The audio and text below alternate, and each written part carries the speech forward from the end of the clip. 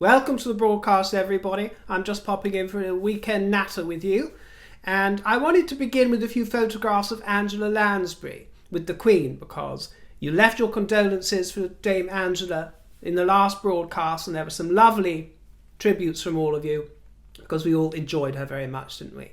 And loved Dame Angela, but I forgot to include some photographs because, as I said, she was made a CBE in 1994, and that's a commander of the British Empire, and then a Dame, a DBE in 2014. And I'd never seen photographs of her with the Queen before, as far as I can recall, and there are some really gorgeous ones, and you can tell that the Queen is rather enchanted with her as well, can't you? They look very enamoured of each other in an atmosphere of deep respect, and it's lovely to know that they brush shoulders on quite a number of occasions over the years. And she's brushed shoulders with Charles too, so there is that wonderful link. And speaking of Queen Elizabeth, I was quite tickled with this tribute from Vogue, which I thought was very royal, very respectful. A special edition for the November issue in royal purple. And I thought it was lovely on its own, but I didn't realise that it was a tradition. It was a custom of Vogue magazine, who have been going here for 106 years, that when a monarch dies, the cover is draped in purple. And from the perspective of somebody like me who enjoys fonts, looking at the fonts of the era, we love a good font, don't we? The fonts and the styles of the era, for the deaths of George's 5th and 6th, very interesting to see the difference there of these covers as they describe them without adornment. And many happy returns to Sarah York, who turned 63 this week, and in celebration she released some images, and I have to say they're very lovely images, you know, of Fergie the Lurgy and the Queen's Corgis, Sandy and Mick, who look like they're doing very well in their new home, being given lots of love and affection. They're portly things, aren't they, those Corgis? Portly things. Look really rather fun to cuddle, although I've heard that they can be rather a handful as well. But Sarah says they're the presents that keep giving.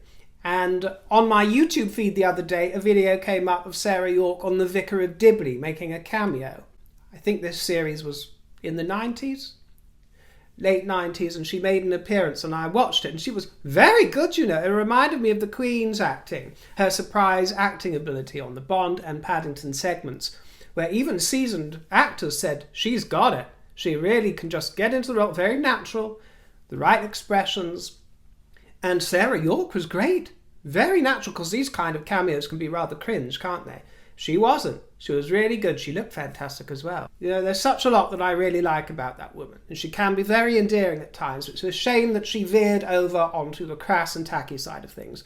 And I think it was just as vulgar as Meghan going on the Oprah show with Harry as Fergie did. Although I will say, we have to bear in mind that that was a different era when Fergie got into the whole Oprah scene, talk shows and American circuit, because, and I don't mean to be making excuses for her that I wouldn't make for Meghan, but I do think it's reasonable to say that in that era there was not the interconnectedness that we have online now, there was not the social media. So if she did a talk show like Oprah, it was in many ways confined to the States to a certain degree, meaning that, of course, we saw it eventually on our screens here. Of course, it hit the media and the tabloids and caused a furore. But it wasn't in our lives as much as nowadays with YouTube or any other video sharing platform where things are passed around between continents. You understand what I mean. So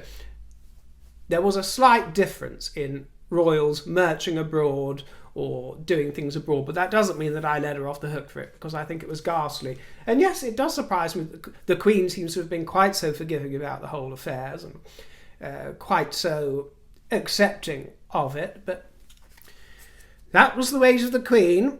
Images from the new series of The Crown have emerged, so I thought I'd share them with you in case you haven't seen them. Here's Elizabeth Debicki in her depiction of Diana, and she's joined by Dominic West as Charles. Johnny Lee Miller, of all people, is going to be portraying the Prime Minister John Major. And Imelda Staunton, you can see there as the Queen, together with Jonathan Pryce. I've never been fond of Jonathan Pryce, because I didn't like his Perron in Evita. I've just never found him that charismatic, but we'll give him a shot. Imelda Staunton, who I love, there as the Queen. Got to say, looks-wise, she's the Queen Mum, ain't she? Don't you think? I think she's more the Queen Mum, but that's fine, you know. That it's not that they have to do an impression of the royals, just a portrayal. So we'll see what she comes up with. And Leslie Manville there as Margot.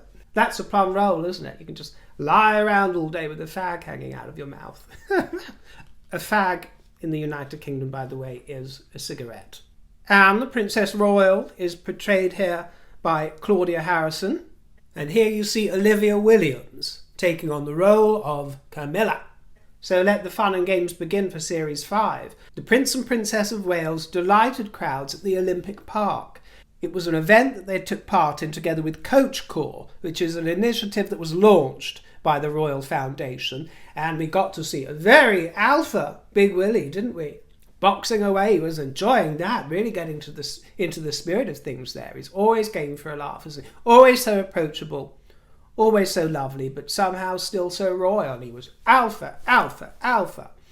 Really enjoyed that with a little sneaky look on his face. So cute. I don't know if you saw the footage, but so adorable. He gets all tough and rough, and then he gives a little sweet, endearing little grin towards the end of it. With that wonderful, proud, strong jaw of his, which is always such a treat to see, isn't it? And it made Cathy rather excited as well. She looked gorgeous in that tailored Chanel piece, that vintage jacket blazer affair. She looked really lovely.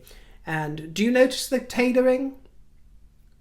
Meghan, do you notice the tailoring? Is it really that harmful to cut cloth to fit you? Or get someone else to do it? Get Doria to do it. She could do with some sort of hobby or an occupation. Maybe seamstress. Notice the tailoring. The cuffs, the flared pants. See how she does them right. They just drape just right. Of course, some of that is down to her frame, but some of it is down to the tailoring and the way that you do things, you see. And we got to hear that William had a knuckle injury in the past, which had prevented him from taking boxing as far as he wanted to take it. When you got a brother like Harry, an old knuckle sandwich comes in handy, don't you fear? Not that I would promote or condone violence in any way, shape or form, but, you know, brothers will tumble, and one's always going to be more truly alpha, more truly macho than the other, you know. And speaking of macho, Catherine's security protection officer, her bodyguard, was honoured by Prince William himself. Emma Probert was made a member of the Royal Victorian Order. You'll have seen her in Catherine's company many a time over the years, and she was assigned to Catherine's Royal Protection Unit back in 2010, so it's been a long time coming. And this Royal Victorian Order is awarded to those who serve the monarch with distinction.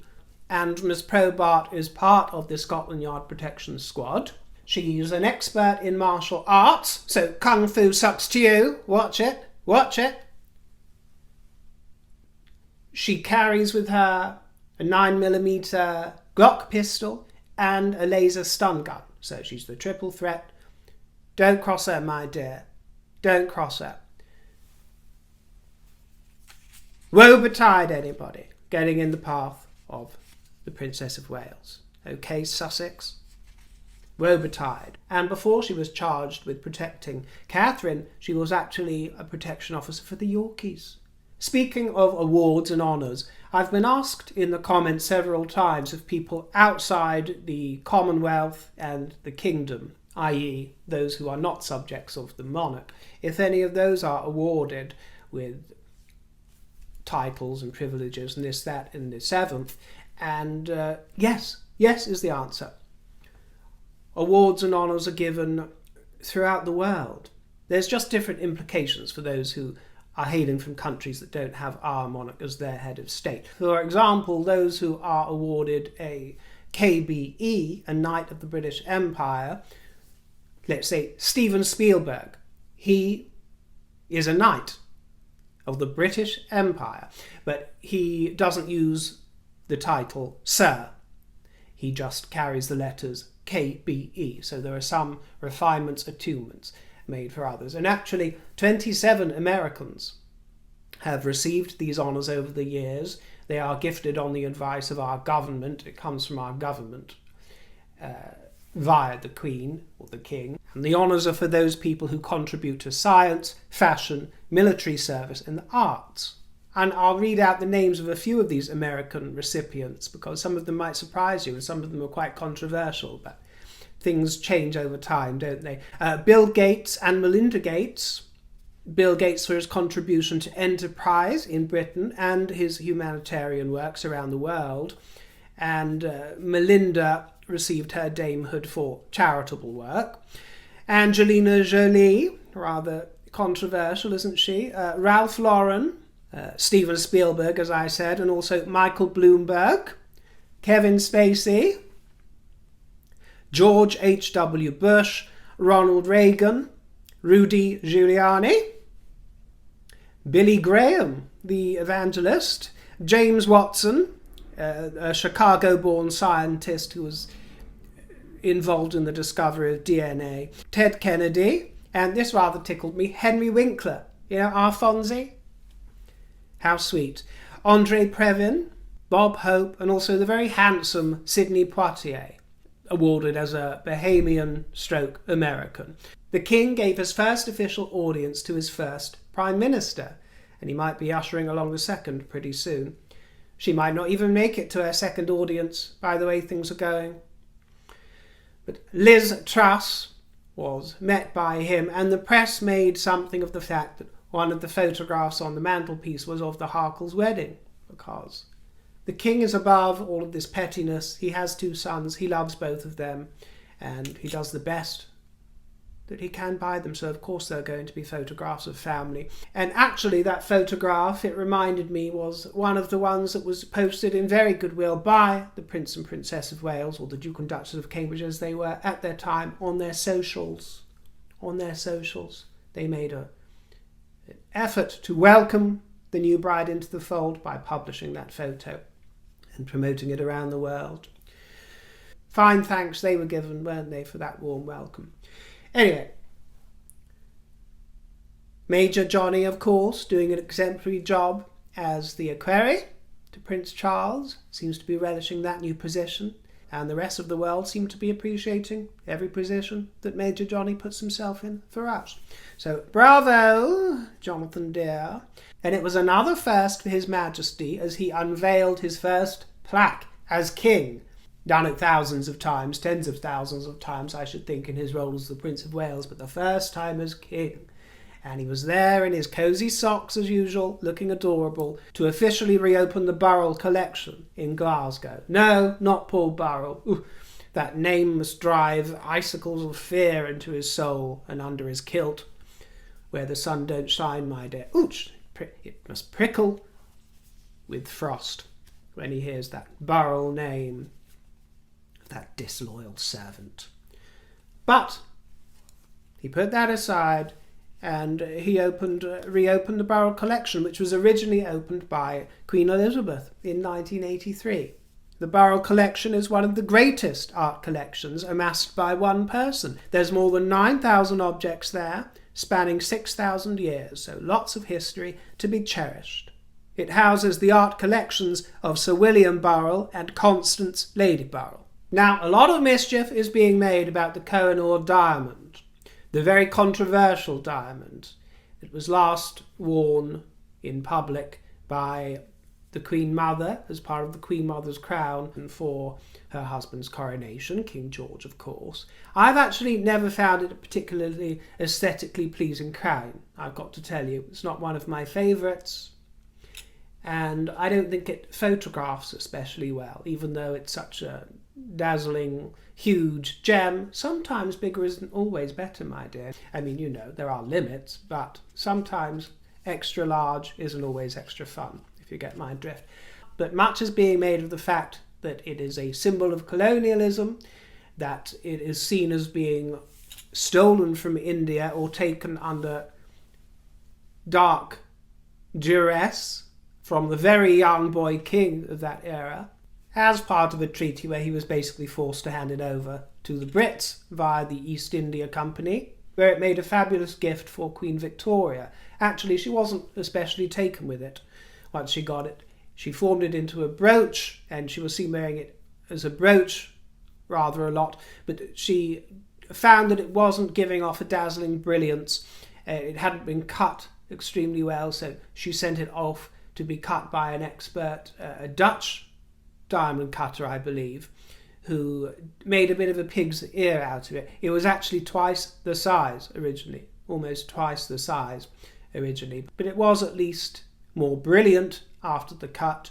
It had more fire and seemed to please Queen Victoria more than it had previously. But for many of the Indian continent, it symbolises a sort of humiliation of the subjugation of their peoples to the crown at that time and to empire. So it is understandably a sensitive subject, and it depends how you butter your bread, how you see this thing, because its provenance, well, I'm sure some of you know the story, and I'm not going to give you a history lesson because people have written huge books on the subject of this diamond, the Kohinoor. It has an extremely bloody, grisly history because it was such a prized possession over many empires. And this is the thing, because it's not just India calling for it to be returned to them.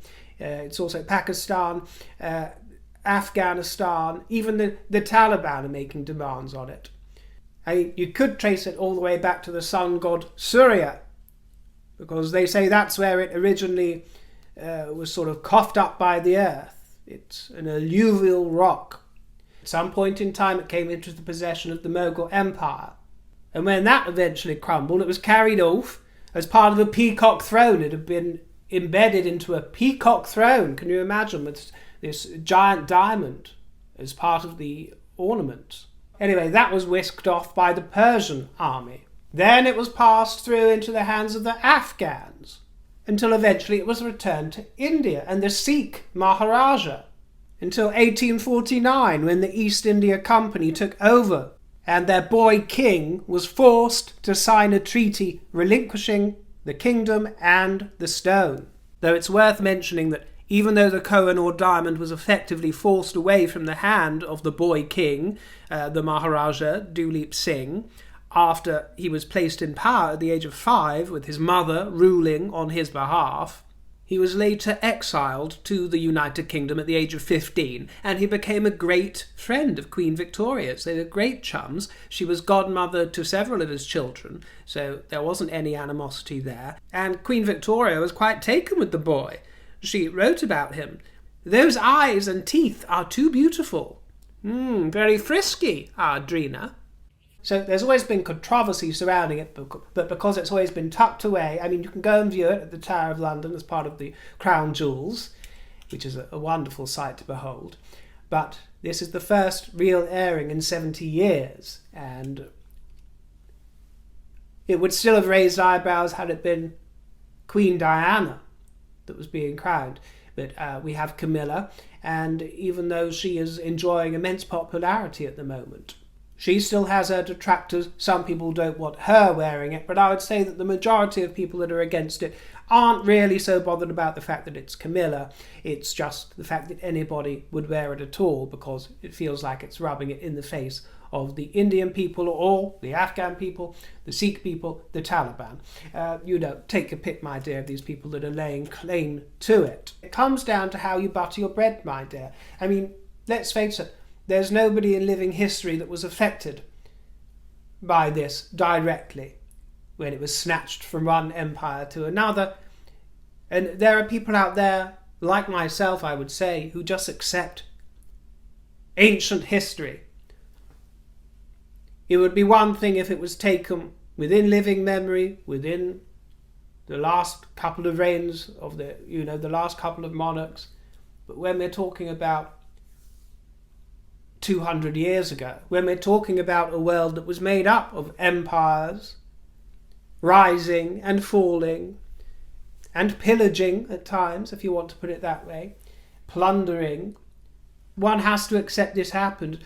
And the thing is, when you begin making amends or reparations in that way, Where will it end? Where will it go back? Will the British Empire then start looking around at the Roman Empire and other ancient civilizations and demanding various apologies and callbacks? But it is really rather complex. But a lot of the general feeling seems to point to the fact that it's also a hot topic politically at the moment, because our Home Secretary, Suella Braverman, has been trying to work with India recently to get a trade deal. The kingdom is really rather desperate for some good trade deals, if you ask me. And we have been hoping to do business with India, but Suella's been putting her foot in it, making a few unwelcome remarks about people who come to our shores from India, and she seemed to suggest that some of them outstay their welcome and beyond the time that they should be here, which didn't go down very well politically. And so it's being said that they are using and promoting this controversy over the Koh-I-Noor as part of the bartering between nations, saying, if you want your bread buttered, well, you can butter ours, Blighty, my dear. So there is that to bear in mind. There are so many different elements at play. And I'm all too keenly aware that, and I'm delighted to say that I have many viewers from India in the fruit basket here at the River broadcast. So I want to be rather sensitive, and I'm very interested to hear what you've got to say about the Koh-I-Noor, if it affects you emotionally at all, knowing that it's held here in the kingdom and will be brought out for a coronation. I want to hear what you've got to say about it. I'm interested. My instinct is to feel, well, finders keepers, that's what happened 200 years ago. It's worth, well, it's priceless, but they say it's worth around £360 million or beyond that. You know, it's a priceless gem. It's not going to be corrupted or sold where it is. It'll be preserved and kept on display.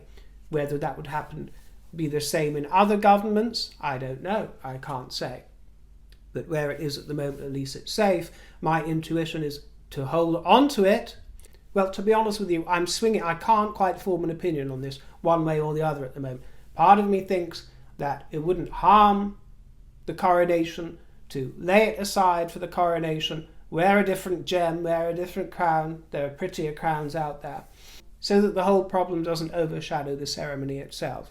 But of course, there's the other side of me that thinks, well, finders keepers, we need to do this coronation as we did the funeral, showing the world how good we are at all the pageantry stuff, and also doing it without shame and without apology, and without arrogance, but just to say, this is us. This is how we do things, and we're proud and not ashamed of where we find ourselves today. And why should we be ashamed and apologetic and guilty about the things that our ancestors did hundreds of years ago in a completely different society? Either way, the rumours are that the palace had been looking through the royal collection to see what alternatives are there. But because of the conversations that are happening now, it's become a statement. Whether or not it is worn at the coronation will be a statement. And I go to and fro on this, I must confess to you. But today I do feel like the statement should be that we wear it with pride and that we accept history happened. And it might not be the most politically correct idea, but I think that the monarchy has to show its strength. The government is showing its weakness at the moment. What we saw during the weeks of the Queen's funeral was a tower of strength, a show of royal strength from the monarchy that reverberated around the world, gave us some great press, enhanced our reputation, and then various goings on within the British government have wrecked a lot of that goodwill and put the reputation of the United Kingdom in jeopardy. So it's plain to me that the monarchy, the crown, that wonderful soft power shines through like one of those dazzling gems. And I think Charles needs to be strong, whatever that might mean. Be strong, be unapologetic, understanding and sensitive, but not ashamed. Don't be cowed. New lamps for old, new lamps for old. What do you think of this Tiffany affair, my dears? That I was hoping to use for today's broadcast. But I don't have a bulb for it. Isn't it annoying when that happens? So hopefully by the next broadcast or in a week's time or whenever, we will see what this looks like in the background. But I thought it was rather charming, but I can't wait to see what it's like illuminated. I thought I'd share that with you because I know that you like to keep abreast of what's going on. Thanks for popping in to see me and having a nice chat. I appreciate your company. I appreciate your juicy comments. Remember to leave me one below. And my tip jar is in the description box. I'll see you next time. Take care and toodle pip.